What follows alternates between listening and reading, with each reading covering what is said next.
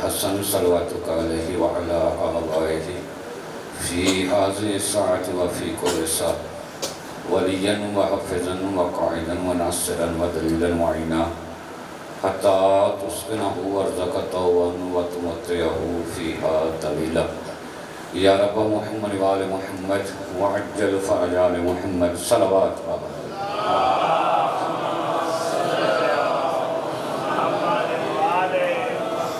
کافی حضرات تشریف فرمائیں بآواز بلند صلوات پڑھیں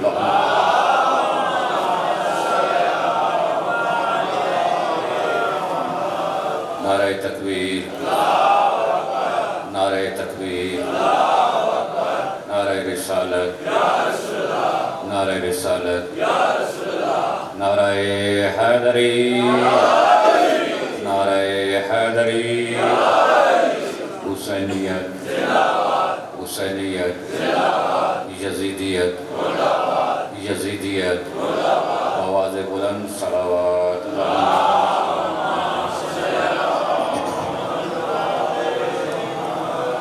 ماشاءاللہ لا حول ولا قوة الا باللہ العلی العظیم اعوذ باللہ من الشیطان اللعین الرجیم بسم اللہ الرحمن الرحیم الحمدللہ رب العالمین الصلاة والسلام علی من کان نبینا آدم وعین الماء والتین سید الانبیاء والمرسلین سیدنا ونبینا وشفیع ذنوبنا وطبیب قلوبنا وبالقاسم محمد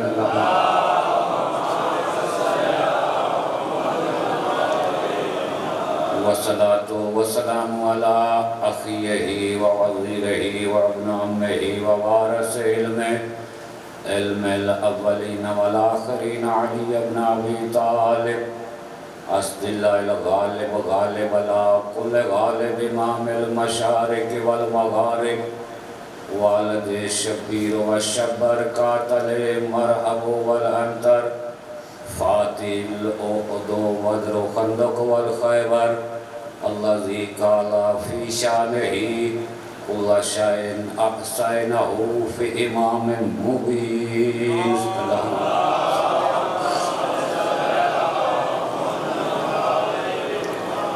والصلاة والسلام على آل بيت الطيبين الطاهرين المعصومين المظلومين الذين أذهب الله عنهم الرجس وطهرهم تطهيرا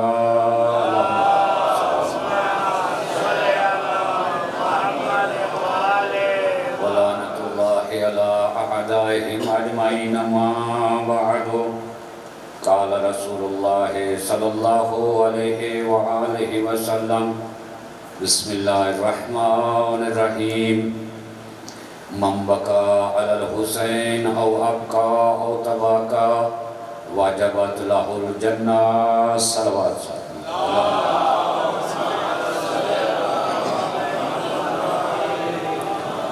محترم سامعین سادات و مومنین ماتمی عزادار میرے سنی شیعہ بھائی دعا گو ہوں خداوند عالم آپ تمام صاحبان کا سالانہ اس پرسداری میں چل کے آنا عبادت میں شمار فرمائے جو نیک حاجات نیک خواہشات آپ لے کر بیٹھے آل محمد کے پاک مقدس ذکر کے صدقے میں خداوند عالم آپ سب کی نیک حاجات کو پورا فرمائے بانی مجلس میرے محترم فیاض نظاری صاحب کی یہ پرخلوص محنت اہتمام لنگر نیاز صفحہ ماتم بچھائی بحق سید ظاہرہ خداوند عالم عبادت میں شمار فرمائے مالک ذکر کے صدقے میں میرے اس بیٹے کے بچوں کی زندگی دراز فرمائے ہر قسم کی مصیبت بیماری پریشانی سے معمون و محفوظ فرمائے خاندان کے جتنے افراد دنیا سے رخصت ہو گئے خصوصاً ان کے والد مرحوم امتیاز مزاری صاحب میرے مالک درجات کو آخرت بلند فرمائے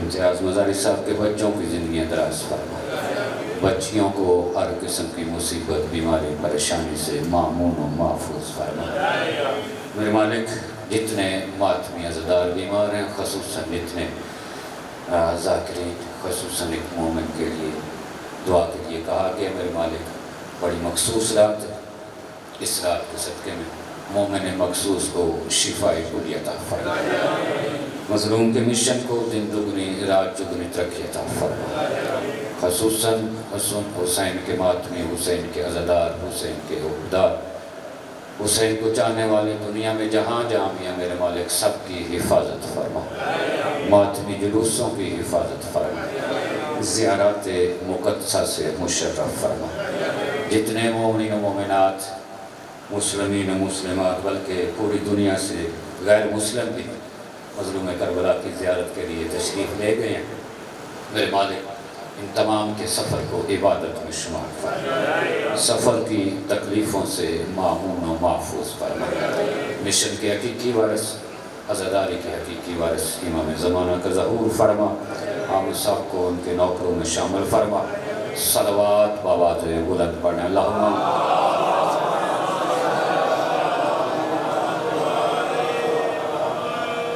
اجازت ہے۔ بتا رہا ہے فضا میں علم کا لہرانا، بتا رہا ہے فضا میں علم کا لہرانا، مکین جو بھی ہو وہ گھر حسین کا ہے، یا بتا رہا ہے فضا میں علم کا لہرانا، مکین جو بھی ہو وہ گھر حسین کا ہے، اور یزیدیت جو کہیں چھپ کر بیٹھی ہے، خدا کا خوف نہیں اسے ڈر حسین کا ہے، ہزاروں سر ہیں ایسے جنہیں نمازیں بچاتی ہیں، ہزاروں سر ہیں ایسے جنہیں نمازیں بچاتی ہیں، بچا گیا جو نماز وہ سر حسین کا ہے، حسین کی ذات پر بآواز بلند صلوات پڑھیں۔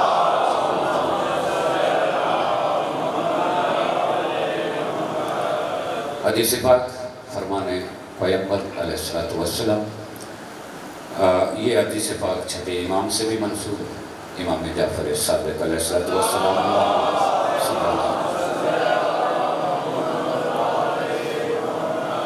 اور اسی امام کے حوالے سے پھر پیغمبر اسلام تک یہ سلسلہ جو ہے وہ جاتا ہے۔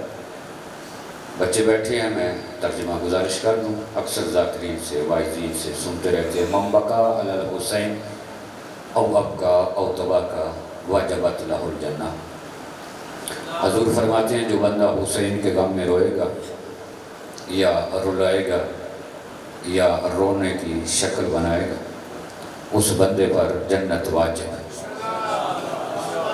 اس بندے پر جنت واجب ہے۔ دنیا کے اندر جتنی بھی اللہ کی عبادت ہو رہی ہے اس کے دو ہی مقصد ہیں، یا مقصد جنت حاصل کرنا ہے یا مقصد جو ہے وہ خوف دوزخ، یعنی یا دوزخ کے ڈر سے عبادت ہو رہی ہے، جہنم کے عذاب کے ڈر کی وجہ سے، یا جنت کے لالچ میں عبادت۔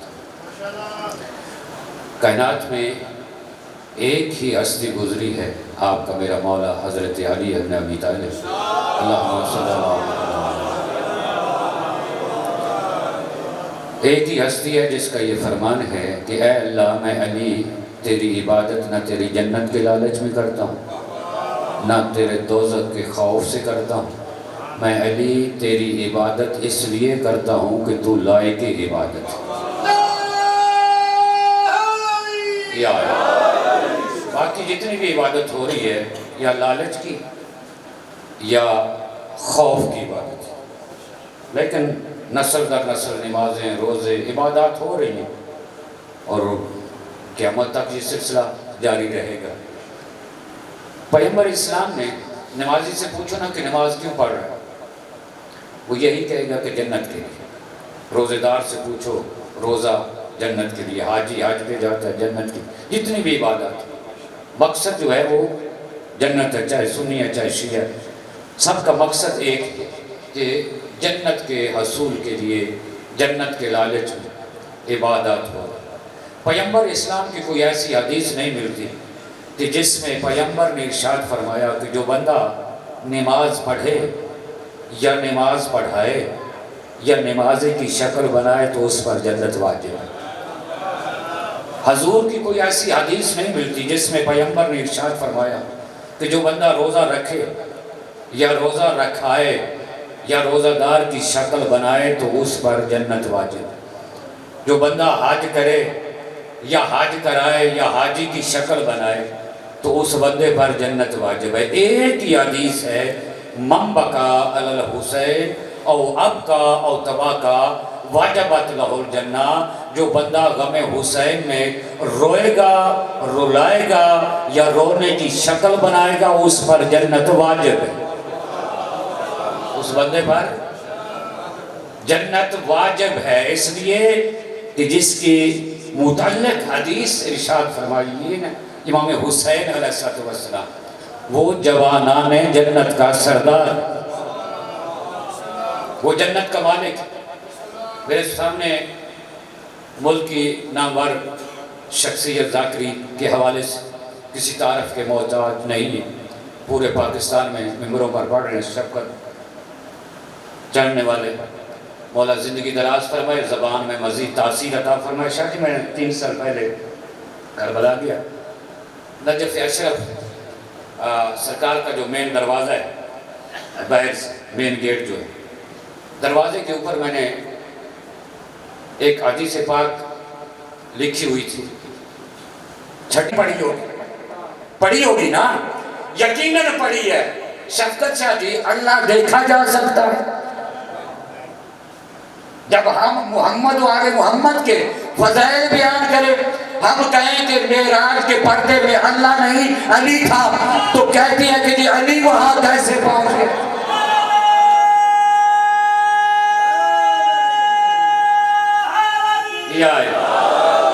ابھی میرا بیٹا اون عباس پڑھ رہا تھا نا کہ علی کی حقیقت کو سوائے خدا کے اور رسول کے کوئی نہیں جانتا۔ اگر حقیقت میں علی کو محمد دیکھ لینا تو ان کی معراج ہو جائے گا۔ تو اللہ دیکھا نہیں جا سکتا، تو پھر پیغمبر نے یہ ارشاد کی، میری طرح توجہ رہے، میں حدیث دینے لگا ہوں آپ کو، ایک عقیدہ دینے لگا ہوں کہ کہا گیا کہ جس نے قبر حسین کی زیارت کی اس نے عرش پر اللہ کی زیارت کی۔ اللہ کو نہ کسی نے دیکھا اور نہ اللہ کو دیکھا جا سکتا ہے، معصوم کا فرمان ہے، وہ تو نظر میں آنے والی چیز ہی نہیں ہے۔ حضرت موسیٰ نے کہا تھا نا، اللہ نے ڈانٹ دیا، لن ترانی، ہرگز ہرگز نہیں دیکھ سکتے۔ ایک جھلک نور کی ایک جھلک دیکھی تھی، جو ساتھ گئے تھے وہ مر گئے اور موسیٰ بے ہوش ہو گئے۔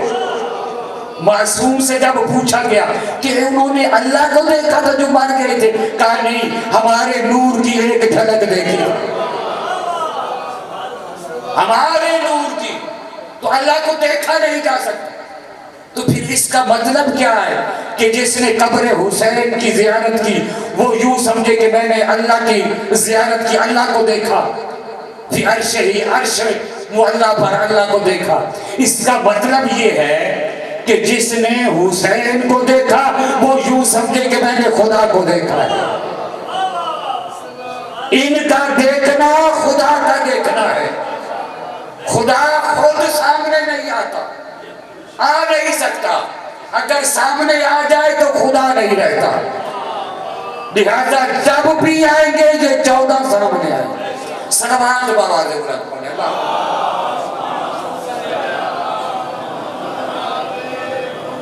علامہ ہلی علیہ رحمہ، انہوں نے جب یہ حدیث پاک جو میں نے ابتدا جس میں تلاوت کی، من بکا علی الحسین او ابکا او تباکا، علامہ ہلی نے جب یہ حدیث پاک سنی نا، کتابوں میں پڑھی، علامہ ہلی جیسا بندہ پریشان ہو گیا، اور پریشان اس لیے ہو گیا، آپ میں بھی کچھ بندے سوچ رہے ہوں گے کہ بڑا اختصار کے ساتھ مولانا نے کہہ دیا کہ جو حسین کے غم میں روئے رلائے، رونے کی شکل بنائے، اس بندے پر جنت واجب، یعنی اس کا مطلب یہ ہے کہ اس پر دوزخ حرام ہے، جنت واجب۔ اتنی سستی جنت، اتنی آسان، ایک طرف اتنی عبادت، نمازیں ہی نمازیں، روزے ہی روزے، حج زکات سب عبادت، لیکن وہاں جنت یقینی نہیں۔ اور ایک طرف جو روئے رلائے رونے کی شکل میں، علامہ ہلی پریشان ہو گئے کہ معصوم کا فرمانا انکار نہیں کیا، سوچنے لگ گیا کہ یار اس میں راز کیا ہے۔ اپنے علامہ ہلی کے زمانے کی بات، اپنے زمانے کے کتنے مجتہد تھے نا، کبھی آپ کے پاس، کبھی اس کے پاس، کبھی اس کے پاس، جس کے پاس گیا نا علامہ ہلی یہ مسئلہ پوچھنے کے لیے، یہ راز پوچھنے کے لیے، ہر مجتہد نے یہی کہا علامہ ہلی تجھ سے بڑا علامہ کوئی نہیں ہے اس کائنات۔ اگر تیری سمجھ میں نہیں آئی نا بات، تو یہ راز ہمیں بھی سمجھ میں نہیں آیا۔ ایک بزرگ عالم دین شفقت شاہ جی، بزرگ مجتہد، ان کے پاس علامہ ہلی چلے گئے یہی مسئلہ لے کر کہ سرکار حدیث تو میں نے پڑھی، میرا ایمان ہے کہ جو حسین کے غم میں روئے رلائے رونے کی شکل بنائے، میرا ایمان ہے اس بات پر، معصوم کا فرمان ہے کہ اس پر جنت واجب ہے، لیکن میری سمجھ میں نہیں آ رہا۔ میں یہ سمجھنا چاہتا ہوں کہ ایک طرف اتنی عبادت اور دوسری طرف صرف آنسو کا ایک قطرہ اور جنت واجب۔ اس بزرگ عالم دین نے پہلے یہی جملہ کہا، علامہ ہلی بے شک میں عمر رسیدہ ہوں، عمر میں آپ سے زیادہ بڑا ہوں، لیکن حقیقت میں تجھ سے بڑا عالم کوئی نہیں۔ یہ میرے مذہب کا وہ مجتہد علامہ ہلی جو ابھی نابالغ تھا، بالغ بھی نہیں ہوئے تھے تب بھی مجتہد تھے۔ مجتہد بنتے زندگیاں گزر جاتی، 80 سال، 90 سال زندگی گزر جاتی ہے علم حاصل کرتے ہوئے، تب جا کر مجتہد بنتے۔ علامہ ہلی نابالغ تھے، بچے تھے، تب بھی مجتہد تھے۔ علامہ ہلی میں عمر کے لحاظ سے بزرگ ہوں، میں تجھے ایک اور حدیث سناتا ہوں، شاید تیرا مسئلہ حل ہو جائے۔ جی فرمائے۔ انہوں نے کہا کہ میں نے ایک اور معصوم کی حدیث سنی ہے، چھٹے امام ارشاد فرماتے ہیں کہ جو بندہ 40 شب جمعہ، جمعرات کی رات، یہ جو رات پچھلی رات جو گزری، 40 شب جمعہ سید الشہداء کی زری پر بسر کرنا گزارے، شب بیداری کرے، اس کی امام زمانہ کے ساتھ ملاقات ہو۔ میں عقیدہ دینے چاہتا ہوں، ماتمی عزادار بیٹھے، بات لمبی ہو جائے گی شفقت شاہ کی معذرت کے ساتھ۔ کہا کہ جو بندہ 40 شب جمعہ مظلوم کربلا کی زری پر شب بیداری کرے، امام زمانہ سے اس بندے کی ملاقات ہوتی ہے۔ علامہ ہلی کربلا چلا گیا، 40 شب جمعہ شب بیداری کر، جب امام زمانہ سے ملاقات ہونا، امام سے پوچھ لینا کہ اس حدیث کا مقصد کیا ہے، کہ جو بندہ حسین کے غم میں روئے رلائے رونے کی شکل بنائے اس پر جنت واجب ہے۔ جب امام سے ملاقات ہو، امام سے مسئلہ پوچھ لینا۔ علامہ ہلی نے اس بزرگ عالم دین کا شکریہ ادا کیا کہ میں آپ کا شکر گزار ہوں، آپ نے کم از کم مجھے ایک راستہ بتا دیا، ہلر سے چلے کربلا، ایک شب جمعہ، 2، 3، 4، خلاصہ 40 شب جمعہ علامہ ہلی نے مظلوم کربلا کی زری پر گزاری، امام زمانہ سے ملاقات نہیں ہوئی۔ آپ بھی پریشان ہیں، یقیناً پریشان ہونے کی بات۔ 40 شب جمعہ گزر گئے، مجتہد نے کہا تھا معصوم کا فرمان ہے، امام زمانہ سے ملاقات ہوتی ہے، نہیں ہوئی۔ علامہ ہلی مایوس ہو کر واپس اپنے شہر کی طرف چلے، کربلا سے ہلا کی طرف۔ ابھی کربلا سے باہر نکلے تھے، سوچ رہے ہیں کہ علامہ وجہ کیا ہے، معصوم کا فرمان کبھی غلط نہیں ہو سکتا، شک کروں دائرہ اسلام سے خارج ہو جائے۔ یقیناً علامہ ہلی تیرے اندر کوئی کمی رہ گئی ہے، تیرے اندر کوئی کمی رہ گئی ہے جس کی وجہ سے تیری امام زمانہ سے ملاقات نہیں ہوئی۔ ابھی علامہ ہلی یہ سوچ رہے تھے، سامنے دیکھا ایک عربی لباس میں نوجوان، خوبصورت نوجوان، عربی لباس، گھوڑے پر سوار، مسافر تھا وہ۔ سلام علیکہ السلام، مسافر؟ جی مسافر۔ اس نے عربی لباس میں جو شخصیت تھی. سوال کیا علامہ ہلی کہاں جا رہے ہو؟ کہا اپنے شہر. ہلا؟ کہاں ہلا. گئے کہاں؟ کربلا. کیوں؟ کہا ایک تو مقصد تھا کربلا کے غریب کی زیارت کرنا، دوسرا میرا ایک مسئلہ تھا. کہا بتا سکتے ہو مسئلہ کیا ہے؟ علامہ ہلی مسئلہ بتا سکتے ہو کس لیے دیتے؟ کہا ہاں. کیوں نہیں بتا سکتے؟ مسئلہ یہ تھا کہ میں نے معصوم کا ایک فرمان پڑھا، من بکا علی الحسین او اب کا او تبا کا واجبت له الجنہ، کہ جو بندہ حسین کے غم میں روئے رولائے رونے کی شکل بنائے اس پر جنت واجب ہے. میں اس حدیث پاک کی حقیقت کو سمجھنا چاہتا ہوں. پھر کب مجھے ایک مجتہد نے کہا کہ معصوم کا فرمان ہے کہ جو بندہ 40 شب جمعہ ذریعے مظلوم کربلا پر شب بیداری کرے، عالم خواب میں امام زمانہ سے اس کی بندے کی ملاقات ہوتی. علامہ ہلی پھر تم نے 40 شب جمعہ گزاری؟ کہا گزاری. امام زمانہ سے ملاقات ہوئی؟ کہا نہیں ہوئی. کہا اس پہلی حدیث کو چھوڑ دے. میری طرف دیکھ، اس پہلی حدیث کو چھوڑ دے من بکا والی. یہ جو دوسری حدیث ہے 40 شب جمعہ والی، اس کے متعلق تیرا عقیدہ کیا ہے؟ پہلی حدیث تو بعد کی بات ہے نا، یہ جو 40 شب جمعہ والی حدیث اس کے متعلق. علامہ ہلی دیکھ کر کہتے ہیں اگر شک کروں تو دائرہ اسلام سے خارج، ایمان سے خارج. اس عربی لباس والے شخص نے، عرب نے، اس نے دیکھ کر کہا پھر علامہ ہلی تیری ملاقات ہوئی امام زمانہ سے؟ کہا نہیں.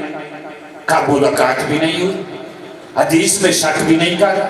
مسئلہ کیا ہے؟ کہا اس لیے خاموش ہے کہ ہو سکتا ہے میرے اندر کوئی کمی ہو، میری زیارت قبول نہ ہوئی. میں معصوم کے فرمان میں شک نہیں کر سکتا. کہا اچھا علامہ ہلی جب امام زمانہ سے ملاقات ہو تو پوچھ لینا، میں تجھے ایک چھوٹا سا واقعہ سناتا ہوں. میں بالکل مختصر کروں. اس عرب نے علامہ ہلی کو واقعہ سنایا. سفر کر رہے ہیں ہلا کی طرف اور چلتے چلتے گفتگو ہو رہی. علامہ ہلی کسی ملک کا ایک بادشاہ شکار کے لیے جنگل میں نکلا، ہرن کا شکار کرنے لگا. ہرن جنگل میں بھاگ گیا. بادشاہ نے اپنا گھوڑا اس ہرن کے پیچھے دوڑایا. ہرن جنگل کے اندر غائب ہو گیا.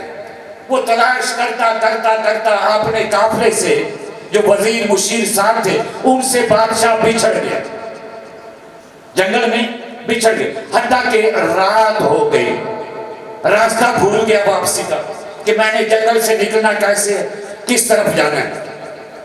راستہ بھول گیا. کھانے پینے کی بھی کچھ چیز نہیں تھی. بھولتا بھلاتا چلتا پھرتا بھوک اور پیاس سے مر رہا تھا. کھانے کی کوئی چیز ہی نہیں تھی. بادشاہ تھا. بادشاہ بڑے نازک ہوتے ہیں، ان کے مزاج بھی بڑے نازک. مختصر کر رہا ہوں. ایک جھونپڑی نظر آئی. جب اس جھونپڑی میں پہنچا دیکھا ایک ضعیفہ ہے. دیکھ کر کہتا ہے ضعیفہ میں بادشاہ ہوں اپنے ملک کا، مجھے سخت پیاس لگی اور میں بھوکا ہوں. شکار کے لیے نکلا تھا، راستہ بھول گیا. ضعیفہ عورت کی صرف ایک ہی بکری تھی. اس کی جمع پونجی صرف ایک بکری تھی جس کا دودھ دو کر اپنا وہ گزارا کرتا. اس ضعیفہ نے بادشاہ کو دے کر کہا کہ میرے پاس کوئی مال متاع نہیں ہے، نہ کوئی کھانے کی چیز ہے نہ پانی، صرف ایک بکری ہے، میری جمع پونجی یہی ہے، سب کچھ میرا یہی ہے، میری زندگی کا دار و مدار اسی پر ہے. آپ کی مرضی ہے اس کا دودھ نکال کر دودھ پی لے، ذبح کر کے گوشت کھا لے آپ بادشاہ. بادشاہ کہتا ہے اس ضعیفہ نے جب مجھے یہ کہا میں نے دودھ دویا، اس کے بعد بکری ذبح کی گوشت کھایا، واپس آ گیا اپنے شہر میں اپنے تخت پر. اپنے وزیروں مشیروں کو بتایا کہ میرے ساتھ یہ حادثہ یہ واقعہ، میں بڑی جلدی کر رہا ہوں، یہ حادثہ یہ واقعہ پیش آیا. ضعیفہ کو چلتے ہوئے کہا تھا میں بادشاہ ہوں، کبھی ضرورت پڑی نا تو میرے پاس چل کے آ جانا، میں تیری ہر ضرورت پوری کروں، میں تیری ہر ضرورت پوری کروں گا. یہ وہ عرب علامہ ہلی کو واقعہ بیان کرے. علامہ ہلی بادشاہ واپس آ گیا.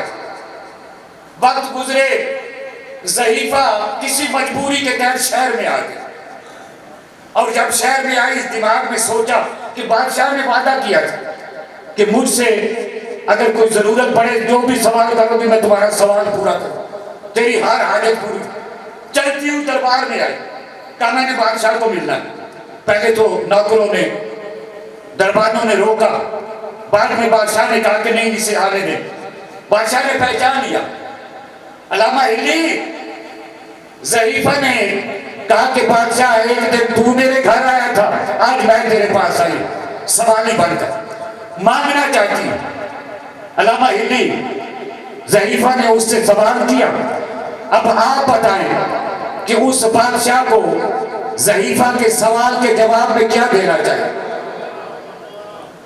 علامہ ہلی کہتا ہے, عرب کو دیکھ کر کہتا ہے کہ حق تو یہ ہے, عدل و انصاف تو یہ ہے کہ جو کچھ ضعیفہ کے پاس تھا اس نے اپنا سب کچھ بادشاہ کے حوالے کر دیا. ایک ہی بکری تھی, اسی پر اس کا زندگی کا دار و مدار تھا, اس نے اپنا سب کچھ بادشاہ کے حوالے کر دیا تھا. آج حق یہ بنتا ہے کہ جو کچھ بادشاہ کے پاس ہے وہ اپنا سب کچھ ضعیفہ کے حوالے کر دے. وہ اپنا عدل یہ ہے کہ بادشاہ اپنا سب کچھ ضعیفہ کے حوالے کر دے. اس وقت اس عرب نے دیکھ کر کہا, علامہ ہلی جب امام زمانہ سے ملاقات ہو نا بے شک ان سے مسئلہ پوچھ لینا. مجھے اب اتنا بتا کہ حسین ابن علی نے کربلا کے میدان میں اپنا بچایا کیا ہے دین کی خاطر. حسین نے اپنا سب کچھ لٹا دیا, صرف ایک آنسو کے بدلے میں تو جنت کا ہے. اس پر تعجب کر رہے.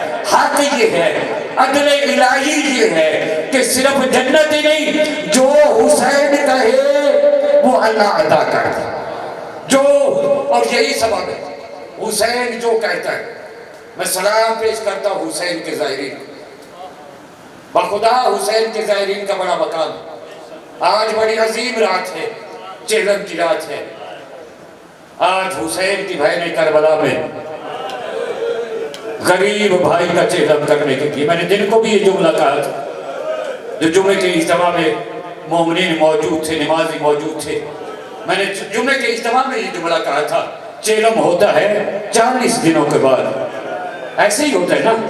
لیکن حسین کا جس دن پہلا چہلم تھا اس دن زینب کبھی اس بازار میں کبھی اس بازار میں.